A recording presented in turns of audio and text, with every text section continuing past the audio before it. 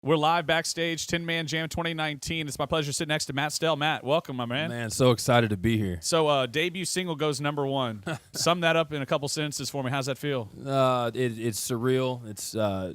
It just makes me be. I'm really proud of the song, the people I wrote it with, and the team that helped it get there. Man, I really am fortunate enough to get to work with some of the best people in the business that believe in what I do and believe in music. And it's just been a dream come true. As simple as that. Now, for music, it was kind of not your first option. The more I read about you, the more I seem to feel like you've got a couple different X factors. You played college basketball. You're obviously 6'7", so you're tall, so that makes sense. But you were accepted into Harvard. Is that right? Well, they have Harvard's Extension School has a pre-medical program, and after I'd moved to Nashville and was writing songs, and that was my dream. I wanted to write songs for folks, and I moved to town and had irons in the fire, but not the opportunity that I wanted.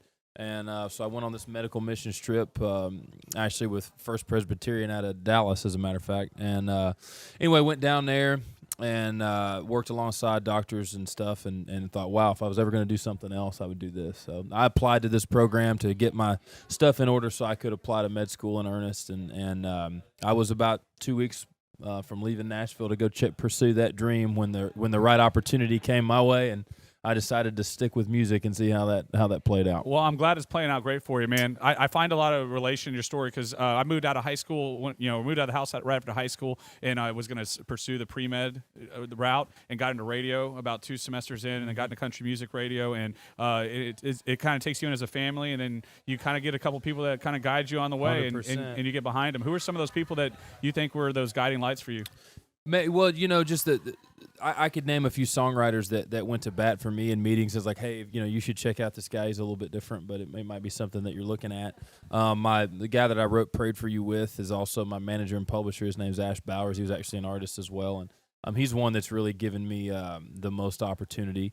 Man, it's hard to just pin down a few people. It's like you said. When you get in a community that is all passionate about something, which for us is music, like minds kind of find each other, and you always have something in common with people. So I feel like I've been blessed to be around a lot of great people in music. So I follow you on Instagram, and I saw you at the Houston Rockets game a couple weeks back. Who were they playing?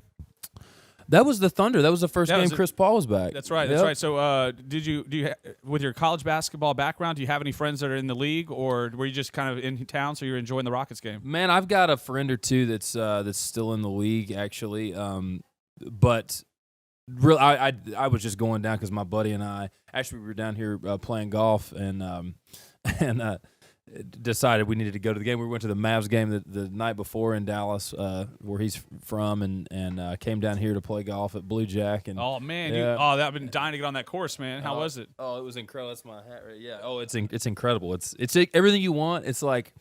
It's open, so you can try to beat it up off the tee box, but then the greens are diabolical. It's the best. So it gives you a little bit of opportunity. You hit that first shot, you're like, oh, I got a chance, and now you get the challenge. Yeah, if you're like me and it's feast or famine off the tee box, it's the kind of place you want to play because it's not too penal that way. It's not super tight, but man, you really have to finesse it around the greens. Well, we probably have similar golf games too, because if I can get out of the box, I'll shoot pretty well. But if I can't get out of the box, it's game over. That's it. I really want to play Blue Jack. Now, maybe one day we can try to catch around when you come to town. I'd love to be your tour guide. Love it. Let's do it. Well, Merry Christmas, man, and thank you for being here at 10-Man Jam this year. What are you thinking about the show? Oh man, it's incredible. I've friends that are on this lineup and artists that I respect and looked up to. I mean, I'm gonna be as big a fan as anybody in here tonight, getting to see a bunch of my favorite songs and things like that. So, and my folks are here. My mother and stepdad made the trip, so it'll be good to see. Are they them. back in Arkansas?